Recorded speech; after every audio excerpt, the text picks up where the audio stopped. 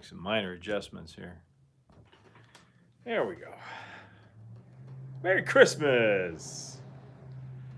How's everybody doing tonight? Hi, Ken. Hi, Calvin.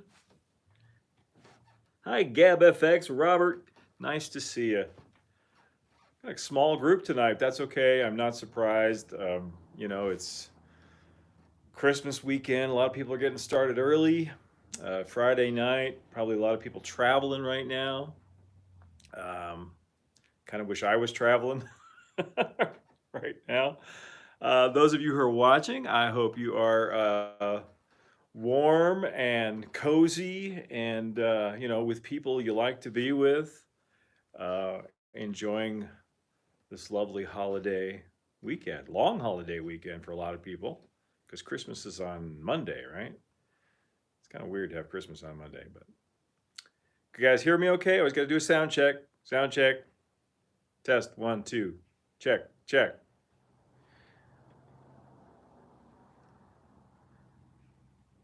Hi, Brian, Greg, Elliot. That's right, Robert. It's almost Christmas. Didn't I tell you? Do you like my hat? Needs some jingle bells on it. So I jingle. I already rattle when I walk. I need to jingle when I walk too. Oh, I hope everybody's having a great evening. I'm having a stressful week, I got to tell you. And it's all because of this thing right here. This Santa Fe and St. Nick. I mean, don't get me wrong, it's been a blast. It's been a lot of fun to build, but I will never learn, apparently, not to give myself unrealistic deadlines. I wanted the video to come out tomorrow, the final video in the series, and it looks like it's probably going to be Christmas Eve, if all goes well, because I need a whole nother day. Working on the final 2 structures for this, and it'll probably be Christmas Eve, midday or so when it comes out. So that'll be something you can, you know, instead of watching How the Grinch Stole Christmas or It's a Wonderful Life, you can watch Dave building stuff.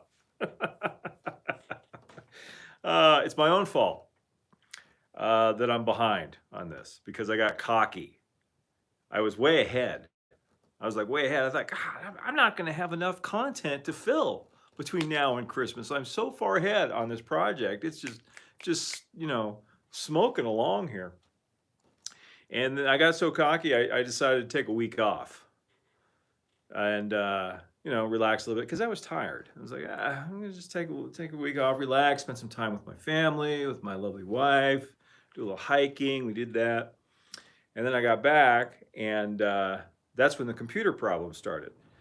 So I couldn't edit anything. Every time I tried to edit, my software crashed because my computer was having memory issues, which has since been resolved. Moved everything onto external hard drives, et cetera. So it's anyway. Long story short, I lost almost 2 weeks of time on this. So it's like, boy, I could really use another 2 weeks on this right now. But you know, we'll see it. We'll see how it has. Catching up on all the Merry Christmases. Sounds good. Good. Hey, Palm Springs. That's where my wife is from. She was born and raised in Palm Springs.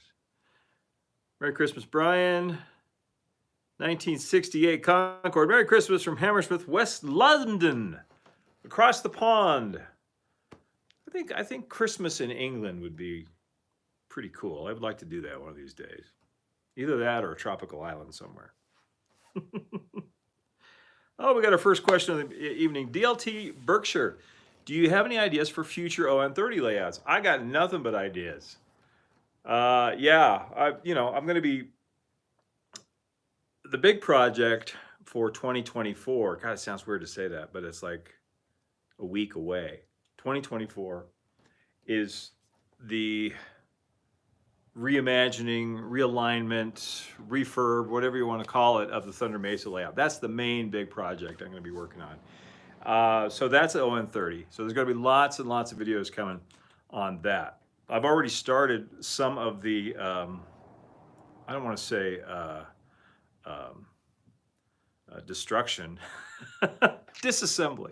I started some of the disassembly back in the staging yard area. I started to pull up some of the non-essential track, and I'm trying to keep everything, in good shape so I can use it again. The trains can still run at this point, but this time next week I won't be able to run any more trains on the Thunder Mesa layout. At least not in the loop. They'll do an up and back. So that's the big project. If you haven't seen my video on that, check it out. Thunder Mesa 2.0. It's going to be an ongoing series. It's going to take most of 2024. As for other ON30 projects, yeah, I've got a lot of ideas. There's a lot of stuff I'd like to do. I don't know if I want to, rattle them off, because then people will say, "Hey, Dave, are you going to do that one you talked about in live stream?" Like, hey, maybe. It's just time and money and space. Space to do those things.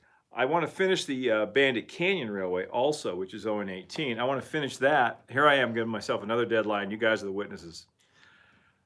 I want to finish that by May. So let's see, January, February, March, April, 4 months. So I could take it out to the Festa Fiesta out at Gary Beatty's, which is supposed to be happening in May in Riverside. We'll see. I hope that it does happen. And so that's my plan there, is to finish that up. It's just foam scenery is mostly what's left to be done in that. So yeah, that's what's going on around here. Calvin says, no shame in the delay. The realities of video production and the hobby smashed into one. Man, I tell you, I really envy these guys that have channels where they just go out and film other people's stuff sometimes. I mean, I love to build stuff. Obviously, that's why I have this channel. That's why I do the thing. I love making stuff. I'm a maker. So, and I like to share that with other people. But sometimes when I'm in the midst of it, in the trenches, trying to get it done, because I got to finish the project, got to document the project, got to film it, got to edit it, got to do all the blah, blah, blah. Man, wouldn't it be easier just to go and film other people's stuff and put that up there and talk about that? Anyway, no, hopefully, yeah, Christmas Eve, one way or the other. I have some thoughts on the Santa Fe and St. Nick. I hope you guys are enjoying the series. I know those of you who tune in for ON30 content are probably like, what the heck is he doing this HO thing for? And that's a good question. What am I doing it for? Long story short, I had some HO stuff that people have given me over the years. I inherited some stuff from my brother Bill, who passed away. Somebody else that gave me a bunch of stuff. And so it's like, well, what am I going to do with it? I can sell it on eBay, or I can, build a little. So I got this, and I was doodling in a sketchbook and a notepad, and I was, because I like coming up with names for railroads that may or may not ever exist. And I was thinking of a Christmas railroad, and I really liked the name Santa Fe and St. Nick, and I could see the whole thing. It's one of those ideas which is like, yeah, well, that's, I'm like, oh, I can use Cato Unitrack, do it on foam, it'll be quick, and I'll do it as a kind of a beginner's project, because obviously, as Model Railroader magazine always told us, a lot of people enter the hobby, or at least traditionally they did.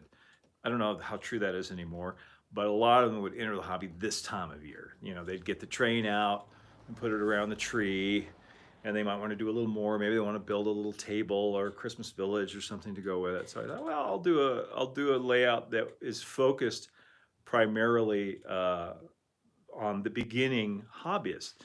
And rather than, scratch build a bunch of structures, laser cut stuff, design stuff, everything original, I'll use everything, the stuff that was given to me, and off the shelf stuff you can get from Walder's or Woodland Scenics or Amazon, basically, or Michael's or Hobby Lobby or whatever, stuff that's just readily available, nothing that's hard to find. to make it as easy as possible for people to enter into the hobby, because I want more people involved. I want younger people to get involved, and I want to reduce that barrier to entry and say, okay, you know, I'm not telling you how much this whole thing cost, even with the stuff that was given to me, it adds up, as we all know. But cost is obviously a barrier to entry. But other than that, you can start out with a few simple plastic kits, these Walther's Cornerstone kits or whatever, and some Kato Unitrack and some basic scenery techniques, and you're off to the races. Now that, and obviously, the videos have been very popular. I think primarily, I don't know if it's because it's a Christmas theme or because it's HO scale or the combination of the two together. It's really struck a chord. A lot of people are watching. Got a lot of new people coming to the channel. And if you're new, welcome. Thank you for watching tonight, my rambling live stream. I hope you will subscribe. If you just found us, subscribe and hit the notification bell, do all the YouTube things. And so, yeah, it brought a lot of new people in. But at the same time, it's like some of the old, I've gotten some comments from people who watched for a long time and like, well, this doesn't seem, this is not up to the level that we're used to seeing, from you, and that's true. It's absolutely true. There's nothing wrong, there's anything wrong with HO scale, but the way I'm doing this is, everything's off the shelf. And I'm doing it as quickly as I can. So it's not lots of time dedicated to fine craftsmanship. It's more like, it's kind of like, I imagine myself, I'm building it for a hobby shop. This is something that would go in a department store window. That's the baseline quality level that I'm going for with this. So it's not to the level of Thunder Mesa or Gruesome Gulch or something like that, or some of the other projects I've done. But that's fine, because I didn't want to throw too much at people. I don't want to say, like I said, I want to keep it simple, and I hope that's working. I know at least one person has been building along, and that's incredibly gratifying. I've seen some pictures of what they've done, and it looks great. They've been building along with me as I go, so I apologize for taking so long with the next installment, or this week, or finishing it up. But part 6 will be the last part of the Santa Fe and St. Nick, and yeah, it's really cool to see people like building along. Like they built the bench work, and put the track, and everything works, and it's great. So that's gratifying. So if I'll do this again, because I've got a bunch of N scale stuff too. In boxes. Would it be interesting to do maybe an N scale project layout? Well, we'll put that down the road a little ways. Let me catch up on the comments here. You guys, I've been seeing a lot of them flash across the screen. Do you have any ideas for custom HO trains? No, nothing. There's nothing custom. That's what I was just saying. It's all off the shelf. It's Bachmann 440 and roundhouse coaches. That's what I wanted to do. I wanted to do it like this is your first train set. So I'm not going to be doing anything custom like I did for Gruesome Gulch.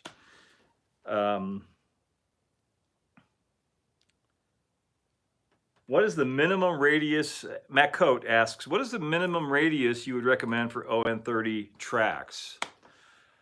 Well, it depends on the equipment that you want to run.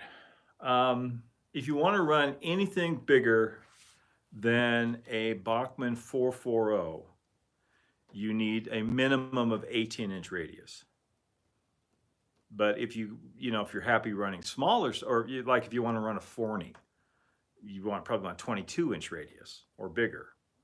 So it depends. There's a table out there somewhere. Maybe, I don't know if Jim's here tonight. Somebody might find it and put a link. There's a table somebody did. It was great, very informative, of the minimum radius that all of the Bachmann's ready-to-run locomotives will work on.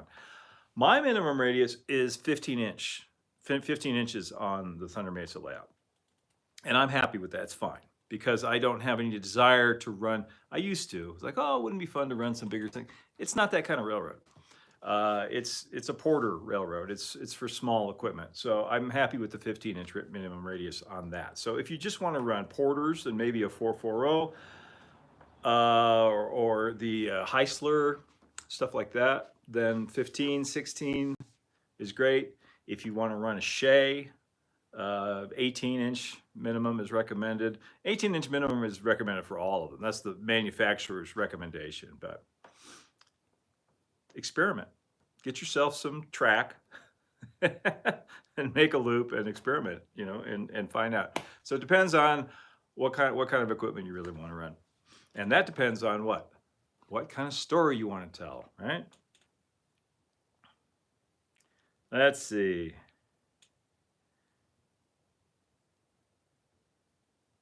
My wife has said this is, Dave, your wife has said this is an inexpensive hobby. She said that?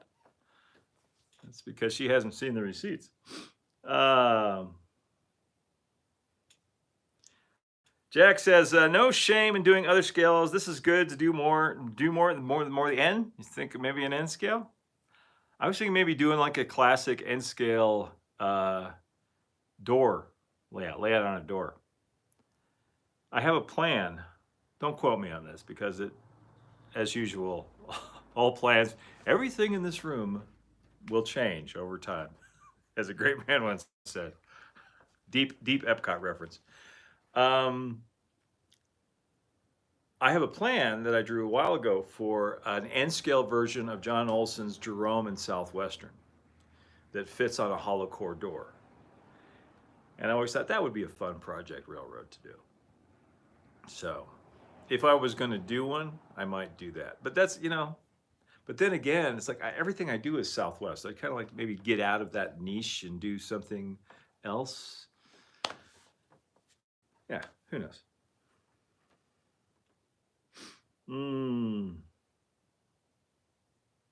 Greg Goldman says, I'm retired on a limited income. A lot of HO is reasonable compared to ON30. Yeah, ON30 is a lesser expensive alternative to ON3. That's why it was developed.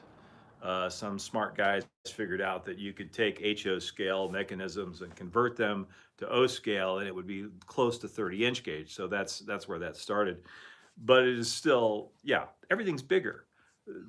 With model trains, the bigger they are, the more expensive they are. So, and in HO are pretty close in price, and it's still a little bit less expensive, but that's not as true as it used to be. And then O scale is more expensive, and then G scale is more expensive, and then you're up into 7.5 inch gauge and stuff like that. And you're in live steam, and that's really expensive. That's a car.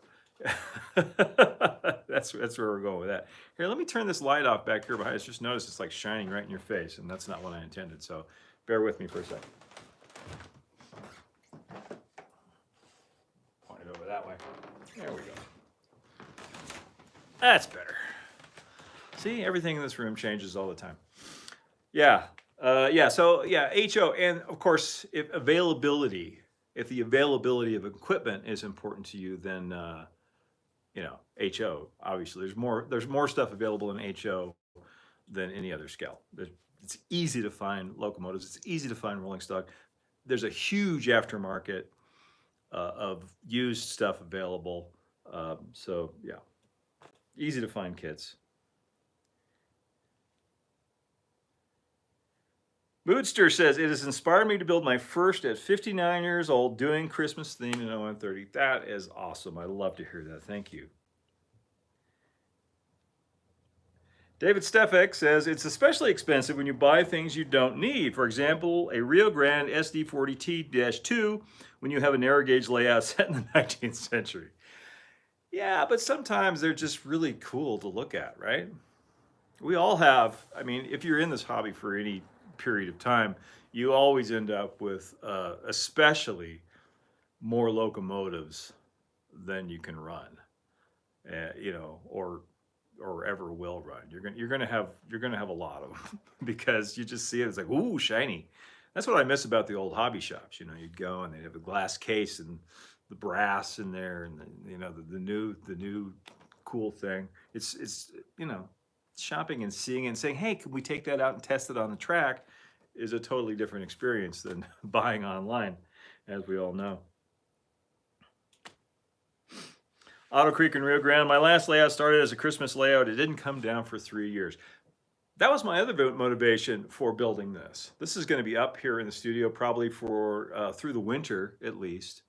And so while I'm working on the Thunder Mesa layout and it's not running, I'll at least have something running. I have something I can run. I can run this. I can run Gruesome Gulch. I can run Bandit Canyon. But the big Thunder Mesa layout's not going to be running. So that was another motivation for building this. Is just to have something going, you know. Evan Layton says, I've enjoyed seeing something using off-the-shelf items mixed with your seeing skills. Thank you very much. That was the intention. And to be able to teach other people, you know, the basics of how to do that. I can't take credit for the snow recipe, by the way. The baking soda, Mod Podge, and white paint. I found that on YouTube. Because I was looking around going, what is the best way to make snow? and somebody, you wouldn't believe, if you Google it, if you go here on YouTube, not right now because you're watching me, but after, you know, search, you know, model snow or fake snow, all kinds of different recipes. There's one guy who's using shaving cream, if you can believe that. That didn't seem like it would be very permanent to me. Like, I don't think that would, the shaving cream is foamy. I mean, he mixed it with other stuff, but the reason it has that mass and look is because it's full of air. And so over time, the air goes away. So I don't think that would last very well. Anyway, yeah, check that out. What are you saying yay to, Robert? N scale?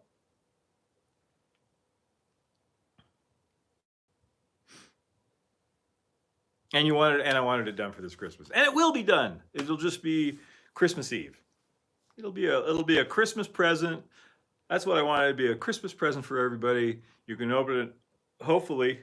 I have 2 structures to finish.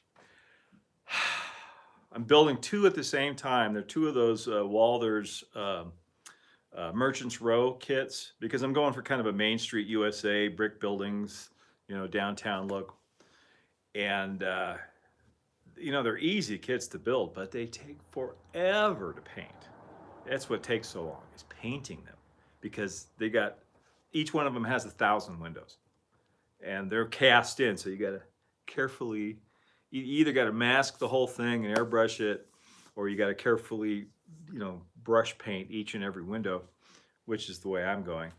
And either way, it's going to take a lot of time. So that's what's taking up all my time, and I've been working up here 8-9 hours a day to get it done, but it will be done. Bob says N scale is better than HO scale. Take that fight outside.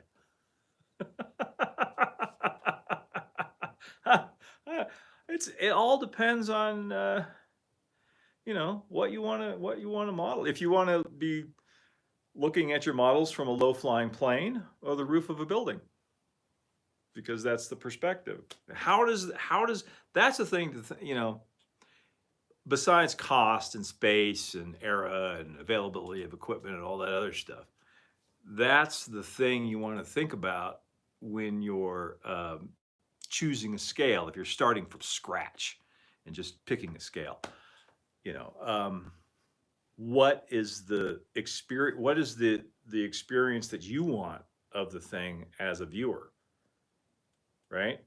Because the different scales is a different perspective. Your perspective, and anyone else that looks at your trains, is going to change depending on the size of the trains. So N scale is kind of like, you know, you're looking at the whole railroad from a low-flying plane or the top of a mountain.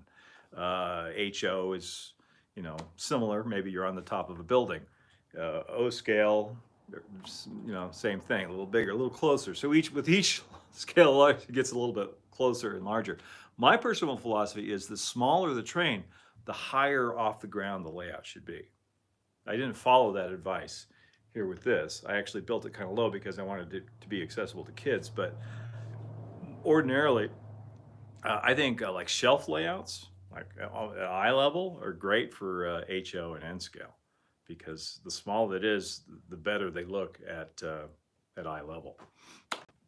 I don't know how I got off on that tangent. DLT Berkshire, you know that tunnel on your Christmas light, how about naming it Reindeer Nip Tunnel because the reindeer gather near there because the inside smells like reindeer feed. Okay, that's what we'll call it.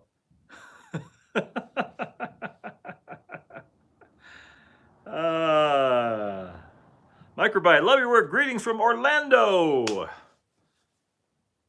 Say hi to Mickey and friends out there for me, the East Coast version. Need to get Dave to Amherst. Somebody emailed me and asked me if I was going. No.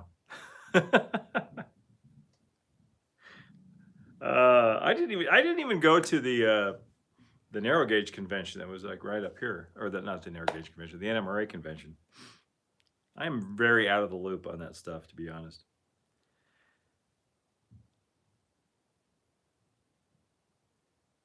Let's see.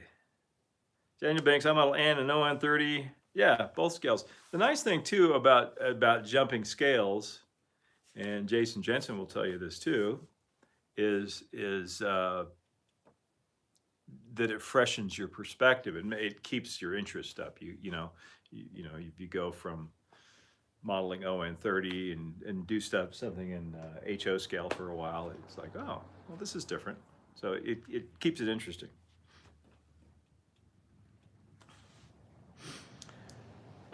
He says, I would love to see what you do with a big city themed project.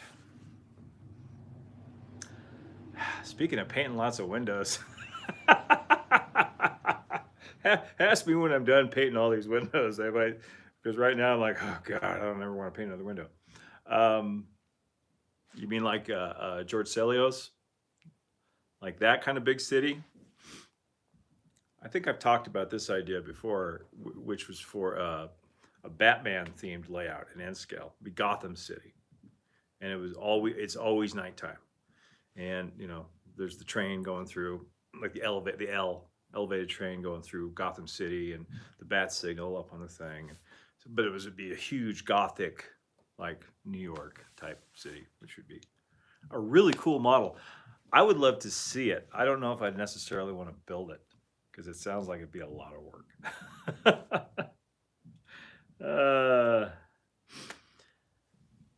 Robert, still waiting to see your ideas on tropical settings. I thought that was your bailiwick. I have, I told you about my Lost World Railway and Navigation Company idea when we were, didn't I?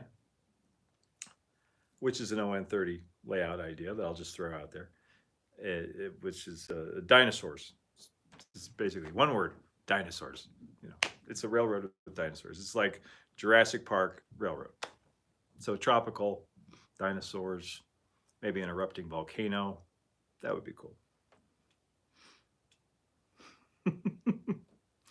Oh, I'm getting way behind here. He said, do you have any trains at home or just in the studio? Are you allowed to bring any trains home? I have trains at home, but they're on shelves. I don't have any trains running at home. I've threatened to build something in the garage, but the garage is kind of my carpentry shop, like when I have to build bench work and stuff like that, or anything for the house. That's in there. So there's a lot of sawdust and crap, but it's also where my laser central is. But no. So to answer your question, I am not allowed. I suppose if I could renegotiate something, but like if I ever got kicked out of here, that's the reason. One of the reasons it's up here is because it's not at home. Yeah. What's a disease, Robert? Let's see. I'm way behind on the. You guys are having a great little conversation. I'm missing out. Mod Podge smells terrible to me. It smells like PVA. Polyvinyl acetate is what it smells like. You just stick your nose in a bottle of white glue, it smells the same. Though Mod Podge might be a little bit more pungent. But yeah, it does. Yeah, it doesn't smell great.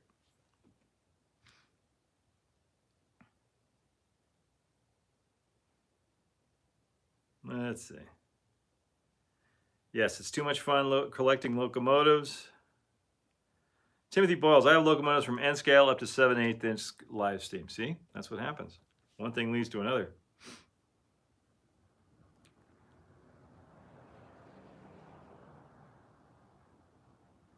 Okay. Jim! Merry Christmas, Jim. I'm glad you made it. Everyone behave yourself. The moderator is here now. Fortunately, we haven't had any issues, at least none that I'm aware of.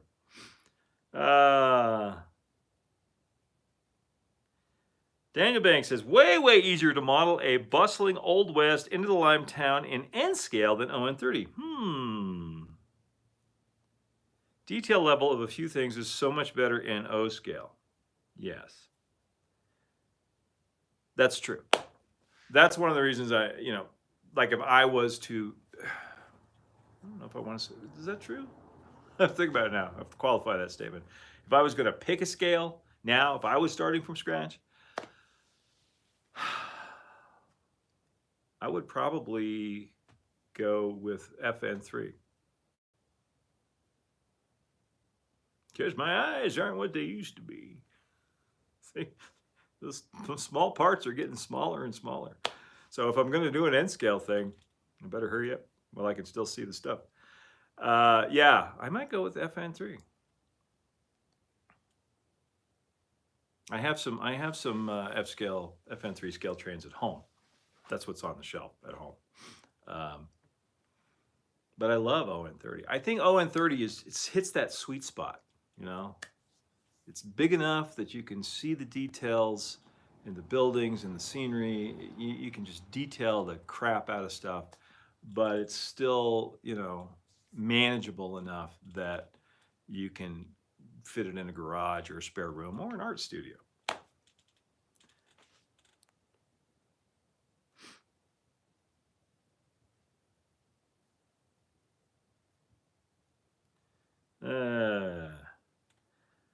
Lakota Tharoof, I'd love to see what you could do if you built a Disney castle. I've always wanted to. I've almost got my wife talked into going to Disneyland Paris.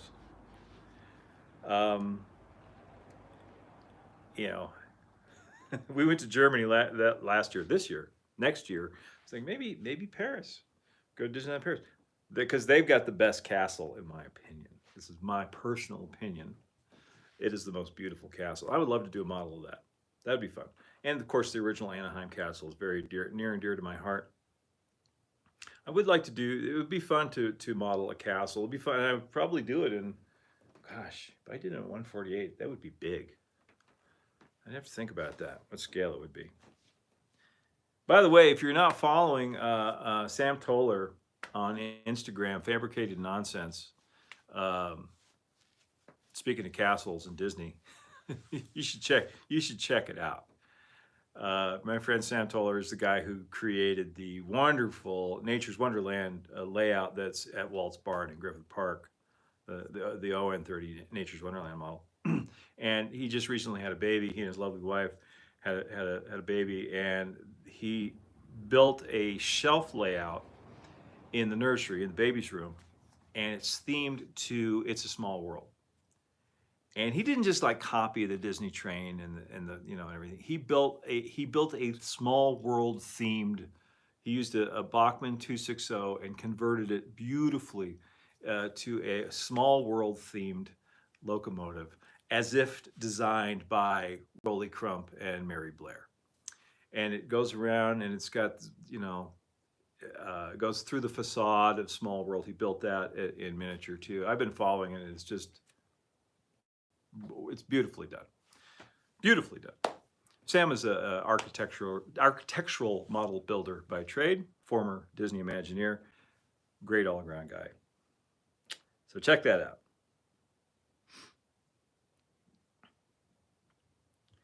Let's see. You guys are all talking to each other. Anything for me here?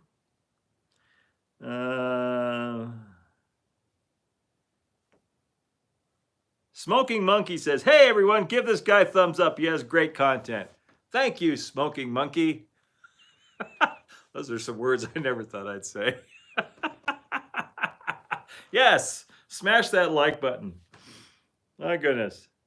How many people watch? 98 people watching. That's not bad. We started out with 12. So welcome everyone. Glad y'all decided to tune in tonight on this Christmas weekend. Hope it's all going great for you. HON30 is another, yeah, Mike. That's another scale gauge combination that fascinates me. HON30. I have a couple of HON30 locomotives. Some may be converted into ON18, and some may be used for a future HON30 project. We'll see.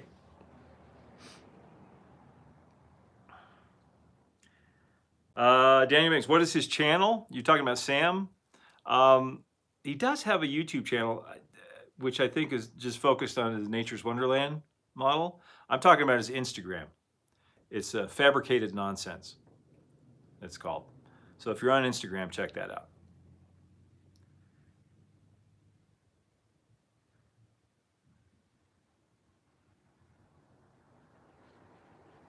Elliot Stein, have you ever been to the Corona Model Railroad Society layout? I think it's a great HO scale layout.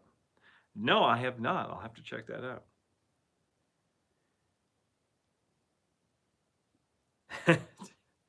That's right, Bob. Sam keeps throwing the curve for the rest of the class. That's so true. Very talented guy. Yes, Paris also has the Phantom Manor, so I have a reason to go because I need to do some on the ground recon. I need to go and take lots of pictures and ride the best version of Big Thunder, which is also in Paris, and visit. I have to go just to get my picture taken next to the sign that says "Welcome to Thunder Mesa." Right? I have to. I've never been to Disneyland Paris, and I would love to go. So that's on my it's on my bucket list for this year or next. Todd McCullough just discovered the San Diego Model Railroad Club at Balboa Park. Yeah, it's really cool. I've been there. Samuel, Dave said I would be interested to see a video on how to scratch build a structure the old-fashioned way with illustration board and polystyrene. Well, if you go back to my old videos before I had the laser with the crappy sound quality, you can see me scratch building out of illustration board. No, I've never been a big, I know styrene is great. A lot of people love styrene. I think if I did more brick buildings and stuff like that, I would use it more. But since I model mostly wooden buildings, I like to use wood for wood. So maybe I'll do that.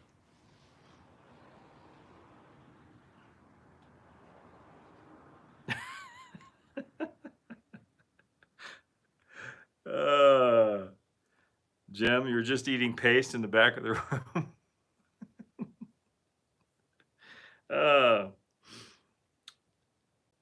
Russ rockin' railroad. Dave, do you walk to your studio? I wish I could.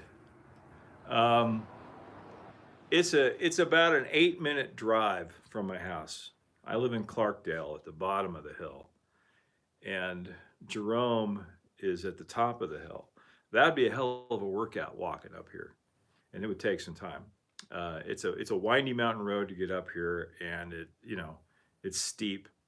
The elevation gain, let's see, about 2,000 to 2,500 feet of elevation gain from my house to Jerome. Jerome sits on the side of a mountain, literally, just right above the valley, and we're down in the valley. So I live down here, and Jerome is up here. So I used to know a guy. There was an old guy in town, a legend. He used to run the House of Joy restaurant, and he would ride his bike every day into his 80s. Ride his bike every day up and down the mountain. He was in a lot better shape than I am. Let's see. DFF 19707. I am late. So sorry if this was already discussed. What is your timeline to get the main line up and running again once the reconstruction of the layout commences? Thanks and Merry Christmas from Dave Fox. Dave, I don't really have a timeline. sometime in 2024. Hopefully, hopefully it won't take too long. I need to do a lot of, I'll know a lot more by the end of January about how long it's actually going to take. I am terrible, in case you haven't noticed this, I am terrible at guesstimating how long how long these projects are going to take me. I thought the Gruesome Gulch layout would take like, 5 months. It took 2 years. Well, I didn't work on it every day for 2 years, but you know what I mean. This one, still not done. Should be done. It'll be done day after tomorrow. I hope. So I don't know. I would like to have it up and running again by spring. That would be my preference. I would like to have it running by March, April. But there's new bench work to build and new track to lay and all that kind of stuff. That doesn't mean that everything will be done, but that means trains will be running again.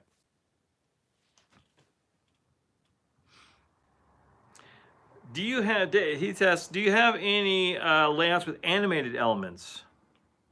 Yeah. Yeah, there's on the Bandit Canyon, there's the teetering boulders. That's one animated element. And I have a lot more planned that I haven't gotten to yet. Let me see. Oh, there's the leg at Goldie's place that I need to fix. Her leg goes up and down, just like it used to do at Knott's Berry Farm. The hoist in the Big Thunder Mine is going to operate and go up and down into the depths of the earth, right through Rainbow Caverns, and then come back up again. So yeah, yeah, I love animated elements. I was super impressed by what Gary Beatty did with his what's the heck's the name of it? The Pickled Parrot. The Pickled Parrot Rum and Navigation with the boat. Did you see the video of that? He's got like the rum boat going through the caves, and it's all on magnets. He's used Lego chain underneath and with magnets. So there's a magnet in the boat, and and underneath the acrylic, and it moves the boat to the dock and back. It's pretty cool. Pretty cool bit of animation. I was very impressed with that.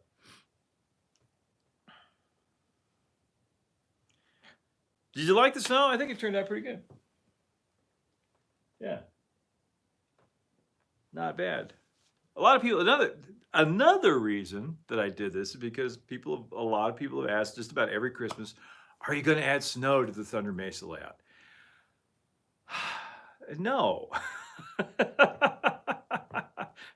That's the thing about modeling something like this, is that you kind of have to pick a season and stick with it, or have different seasons. And some people do this; they'll have a layout. If they have a really big, huge layout, they'll go through a mountain pass and there'll be snow, and they'll come through a tunnel and it'll be spring down below. So they could go through multiple seasons that way. But yeah, you have to put the snow on and then you have to take it off.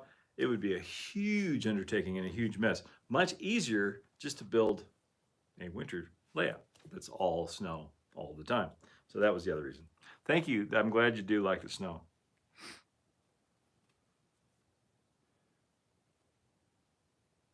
Yeah, the Faller car system. Yeah, I looked at that too. For doing the animation like the boat.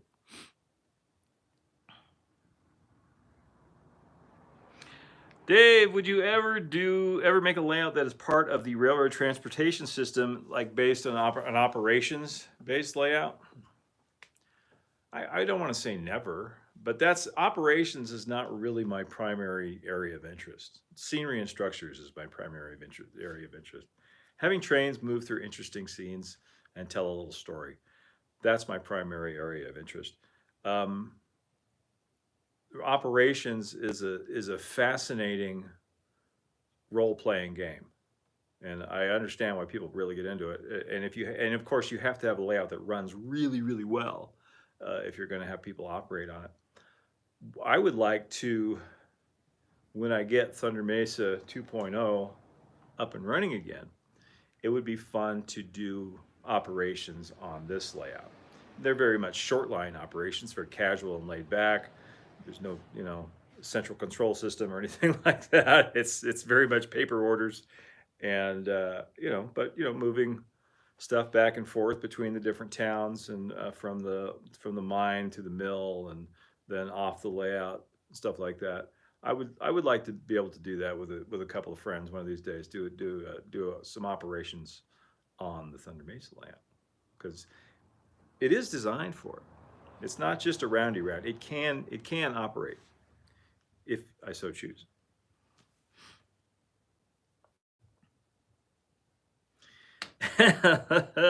Yes, bam. Model railroaders are LARPers. They are. That's what operations is. Operations is a role playing game. You be the conductor. You be the station master. You be the engineer. Everybody has their own little job, and yeah, it's a role playing game.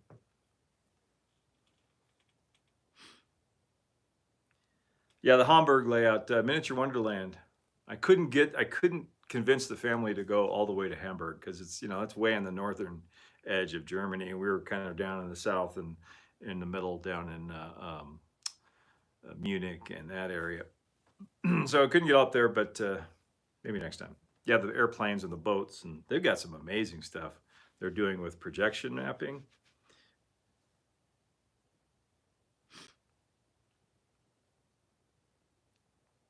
Let's see. I can neither confirm nor deny that I may have been a role player back in the day. Hey, I can neither confirm nor deny that I used to go to the Renaissance Festival a lot.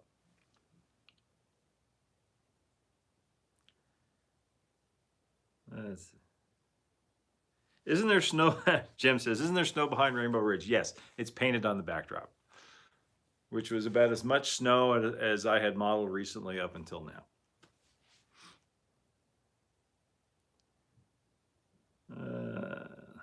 Where am I at here? One thing I want to talk about, we talked a little bit about the plans for 2024, which is mostly the revamp of the Thunder Mesa layout, possibly, and finish. So number one is the revamp of the Thunder Mesa layout. Number two is going to be finishing Bandit Canyon in time for spring. So kind of every other project. Maybe something else. I don't like to predict too much. I do keep a running list of projects, but I like to leave room for inspiration to strike, and say, oh, that's what I want to do. Maybe a castle and dragon layout. Maybe the dinosaur themed layout. I would love to do something based on a California narrow gauge, like the Central Pacific Coast, or the North Pacific Coast, or the South Pacific Coast. Any one of those, or some conglomeration of those. Something with a seaside theme. But most of the seaside themes you see are like East Coast. I would like to do something that kind of a Otter Bay kind of thing. So there's no shortage of ideas. It's just time and money and space. So those are the plans for 2024. But one thing I wanted to talk about that I don't talk about very often is, somebody asked me not long ago, what I meant what do I mean when I say keep moving forward? Why is that my tagline at the end of the videos? And I got to really thinking about it, and it's not advice so much as a reminder that, well, first of all, let me read you a couple of quotes that are favorites of mine. Around here, we don't look backwards for very long. We keep moving forward, opening up new doors and doing new things, and curiosity keeps leading us down new paths. I got a shiny nickel for whoever can tell me said that. Walt Disney.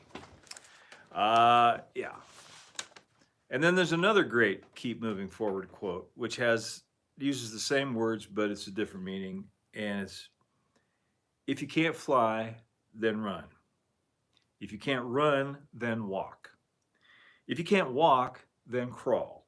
But whatever you do, whatever you have to do, keep moving forward. Martin Luther King Jr.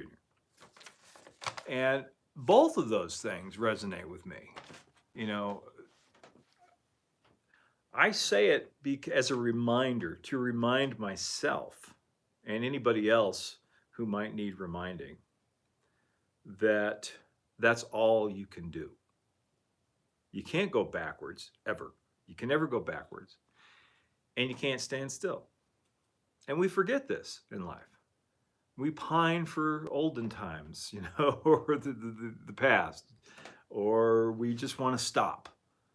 But you can't do either one of those things. The only people that are standing still are dead and they're laying down. You can't stand still and you can't go backwards. So keep moving forward is a way to remind myself of that. That, you know, when you don't know what to do and you're, you know, maybe you're faced with what seems like an overwhelming task, whether it be a project like this or something that's actually important and non-trivial. Whatever challenge you're faced with in your life, you know, the only way to continue is to keep moving forward. You have to just do the next thing. Whatever the next thing is, that's what you do. And then you do the next thing after that and the next thing after that. And it's the next thing you know how to do. And that's what keep moving forward means. And that's why I always say it. It's, you know, it might be kind of smarmy and it's like, oh, a YouTube guy has a tagline. Yeah, I do.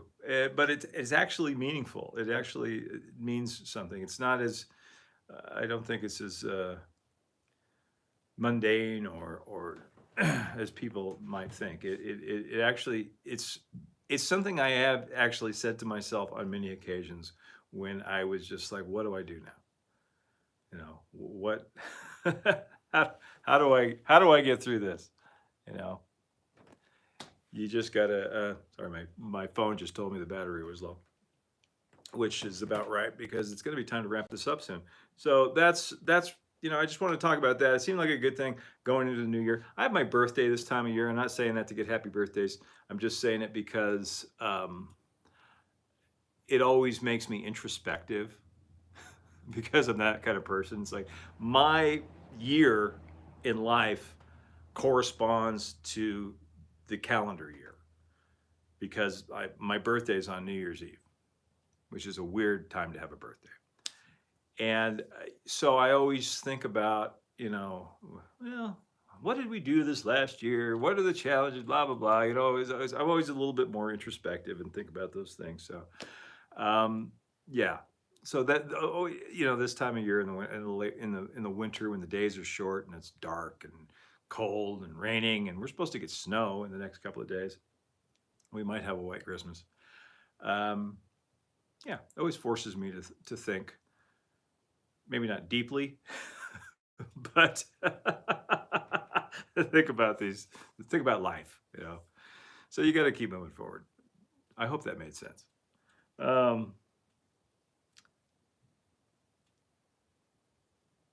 me catch up with you guys here.